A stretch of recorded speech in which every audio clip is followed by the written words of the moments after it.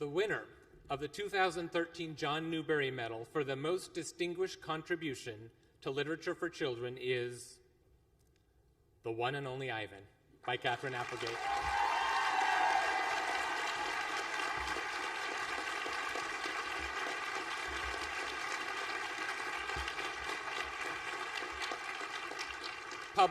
Published by Harper, an imprint of HarperCollins Publishers, and edited by Anne Hoppy.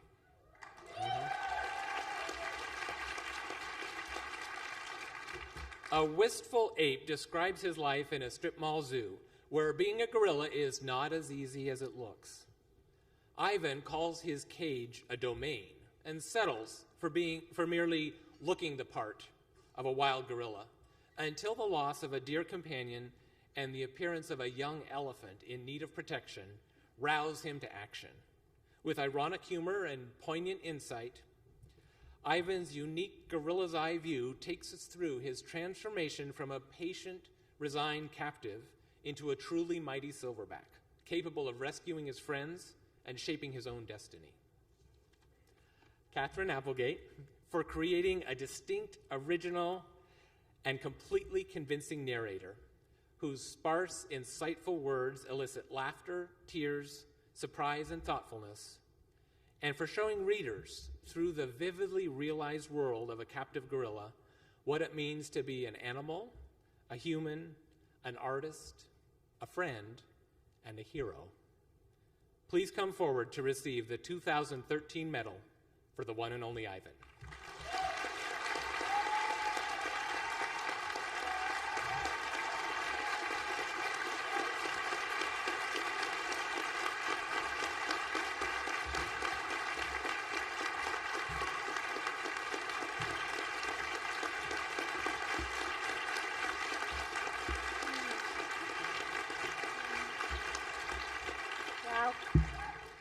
It's so beautiful. And you know, it's great, it'll go with everything. I'm not kidding, I'm wearing that sucker to Target.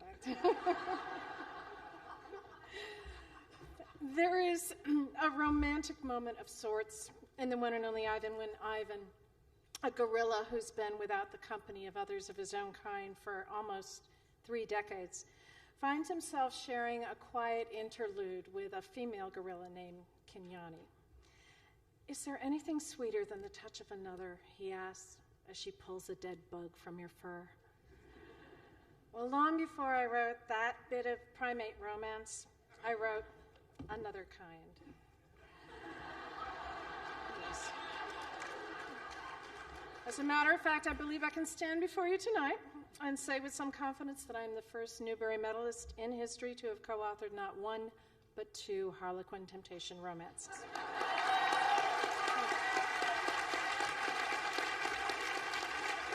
Thank you, I'm very proud.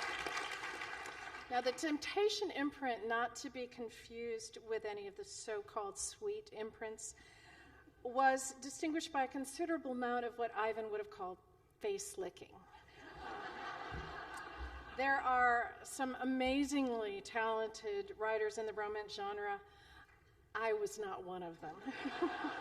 So, in the interest of full disclosure, you should know that your 2013 Newbery medalist, in collaboration with her husband, gave the world masterful prose like this. Laura laced her fingers through his. Time for night school. Wordlessly, she stationed him next to the waterbed. Lesson number 1, a woman's body is like a piano. Alex smiled, roguishly scalding her with his gaze. Then you're definitely a Steinway baby.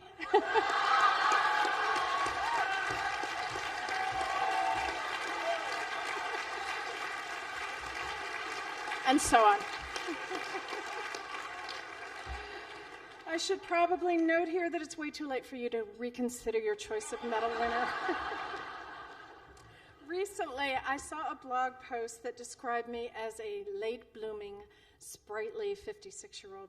But late-blooming is perhaps not quite the right word. I've been a working writer for quite a while, as it happens. I was in college when I started to enjoy writing, a little bit anyway, and think I might even be able to effectively string words together for a living. After graduating, like most English majors, among the words I effectively strung together were, "Hello, my name is Katherine, and I'll be your server tonight." I did not like being a waiter, and I was an indifferent and incompetent one. But the alternative writing seemed like such a terrifying way and a public way to fail. One night, however, after dropping a tray of 4 strawberry margaritas on a man wearing a completely white suit, it's like, think John Travolta in Saturday Night Fever. It was like that. I decided to reconsider my options. I'd like to tell you I was motivated solely by my passion for storytelling, but the truth is I was really tired of top ramen and 1-ply toilet paper. So, with my talented husband, Michael Grant, I began to write. People even paid us sometimes. And I did fail, but I learned a lot too. I learned that writing is excruciating and that writing is exhilarating. Michael and I wrote together, we wrote separately, and we wrote a lot. After the romances, I was a ghostwriter for years. I ghosted so much, I was positively ectoplasmic. I wrote Sweet Valley Twins books, Little Mermaid books, Aladdin books, Mickey Mouse books, books about girls who loved horses, books about horses who loved girls. Eventually, Gene Feiwell at Scholastic took a chance on a concept we created called Animorphs, and it became a best-selling and long-running middle grade series. So there were so many books in that series that we, the former ghostwriters, were finding ourselves hiring ghostwriters for the first time. So in any case, maybe late blooming is not quite the right description, although it's fair to say that it took me a while to find my literary sea legs. After so many series books, I wanted to write a book with a beginning and a middle and an end. I wanted to take risks with writing, to challenge myself. I wanted to find a unique voice, even if it did happen to belong to a gorilla. Perhaps that's why on this evening of celebration, the epigraph and the one and only Ivan seems so apt. It is never too late to be what you might have been. It's a sentiment, I think, that appeals to anyone who's ever dreamed a foolish, daring, it's never too late kind of dream, which is to say most of us. And it's why it's especially gratifying to be here with you tonight celebrating remarkable books like 3 Times Lucky, Splendors and Glooms, and Bomb, The Race to Build and Steal the World's Most Dangerous Weapon, and glorious illustrated books like One Cool Friend, Sleep Like a Tiger, Creepy Carrots, Extra Yarn Green, and This Is Not My Hat. And of course, celebrating the amazing Katherine Patterson herself.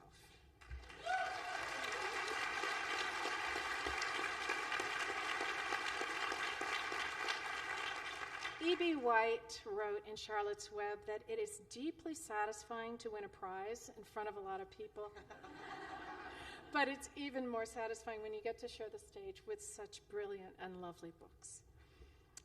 I was in a hotel room in Richmond, Virginia, when I got the Newbery call. We were supposed to fly home that day. I was with my daughter, Julia, and she was running a temperature. So I was frantically Googling urgent care clinics, trying to decide if we should fly or not. And when I heard Stephen Engelfried say Newbery Medal, I sat there, I think it was for about 10 minutes, absolutely silent. And then I finally managed to say, that is the most amazing thing that's ever happened to me since the birth of my son and adopting my daughter. And about 3 minutes later, I managed to add, oh yeah, and marrying my husband. At which point, Stephen very graciously asked if there were any other life events I wanted to add. And I assured him I was quite through. With the Newbery come many delights, including, I think, the most important one, the joy of knowing that your little book won't be going straight to the remainders table in the sky really quickly. And that's really gratifying. But it wasn't until a few weeks later when I was at the wonderful Children's Lit Conference at Western Washington University that I realized the ultimate perk of the Newbery Medal. It was the middle of the day, and there was, as there always is, a really long line at the ladies' room.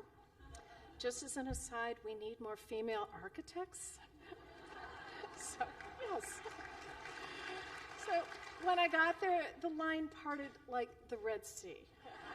And everyone said, "Go ahead, you won the Newbery."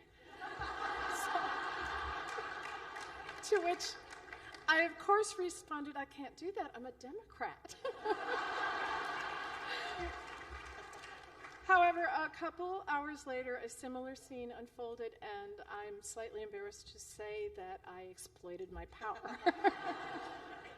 It is a heady and joyous time, those weeks after the Newberry's announced, but eventually reality sets in, and you realize someone has to clean the litter box, and that someone is you.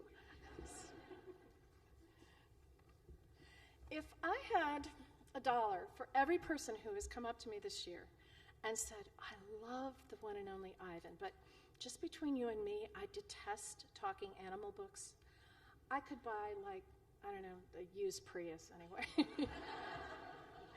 I loved animal books growing up, and if they talked to each other or to humans, so much the better.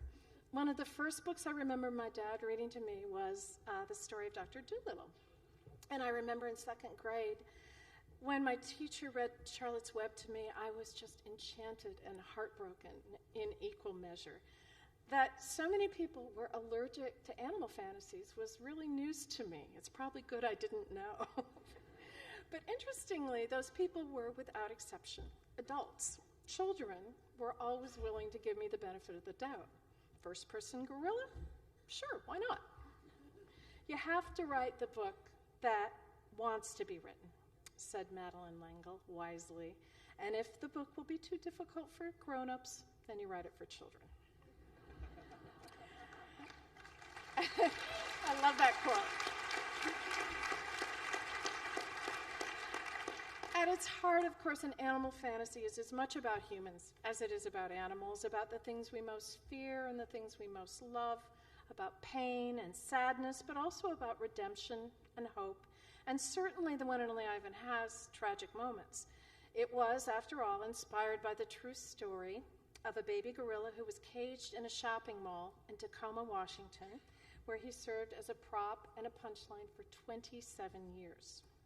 I have talked to countless people who remember visiting Ivan as children, and they all remember to a person this lonely, magnificent animal in this cage and how desolate he seemed and how beyond help. Not long after Ivan was published, I was asked to do a school visit with, it was arranged by Book Passage in Corte Madera, a wonderful indie bookstore, and they contacted me about it. There was a problem because one of the moms had heard a little bit about Ivan, and she was concerned that it might make the children sad. She had not read the book, of course, as librarians know better than anybody. They've never read the book. But she was concerned. And the bookstore, to its credit, reassured her thusly. Absolutely, it will make them sad. And, oh, by the way, that's okay. We live in a world where children are bullied into despair and even suicide, where armed guards in a school hallway are considered the norm, where libraries are padlocked because of budget cuts, where breakfasts and backpacks for too many kids are unaffordable luxuries. Children know all about sadness. We can't hide it from them, but we can teach them how to deal with it, how to harness their imaginations in the search for hope and wonder, and nothing in the world can do that better than a book. And in Ivan's story, both real and fictional, there was hope. During his years at the mall, the world changed, as it has a way of doing, and our understanding of the needs of animals in captivity changed. Eventually, he was released to Zoo Atlanta, where he lived out his days. It wasn't the perfect answer. It was still, after all, a world with walls. But Ivan was surrounded by people who loved him, and grass and trees, and most of all, other gorillas. So, no, not a perfect ending. But things aren't black and white in the world, and they shouldn't be in a children's novel either. Kids can handle it. At the end of the day, what makes kids better people than the rest of us is that they are buoyant, unrepentant optimists. One day, back in Animorph's world, I got this fan letter, and I love fan letters, but this is my personal favorite. Dear K.A. Applegate, it's me again, the huge fan. You're my best friend in the whole world. There is no punctuation. And I've never had any with your quality and imagination. I mean, I have a big imagination too, just not that huge to imagine people turning into animals and alien slugs trying to rule Earth. You, my friend, have potential.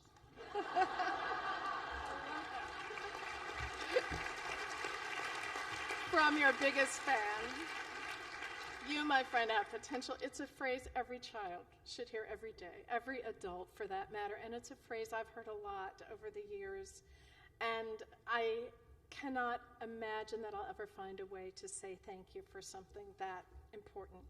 Humans have too many words, says Ivan at one point, but there don't seem to be enough, and I should warn you, this part reads like one of those endless Oscar speeches where you have to cue up the orchestra, so if you can dig up an orchestra, this would be a good moment. Thank you to my dad for your quiet courage and sly wit and for tolerating a chaotic menagerie of pets, including an unremitting stream of baby gerbils. To my mom for showing me that it really isn't ever too late to be what you might have been when you went to art school after raising 4 children and permanently rechristened the ironing room your art room. To my sisters Martha and Lisa, my brothers Stu, and my dear friends Lisa and Suzanne for your love, your patience, and your laughter. To John Schumacher, Colby Sharp, and the Nerdy Book Club, and so many other librarians and teachers for enriching my life and the lives of your students. To Laura Rogers, book lover extraordinaire, and one tough cookie for coming here tonight, and to her fairy book godmother, Kathy Applegate, no stranger to Newberry festivities herself, for making it happen. To my agent, Elena Mecklin, and I'm not kidding, she interrupted her honeymoon to be here. She got married yesterday. Yes.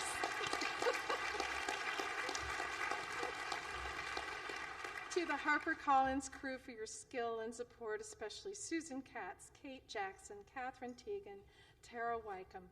And to Amy Ryan, Sarah Hoy, Renee Vera Caffiero, and Lucille Schneider.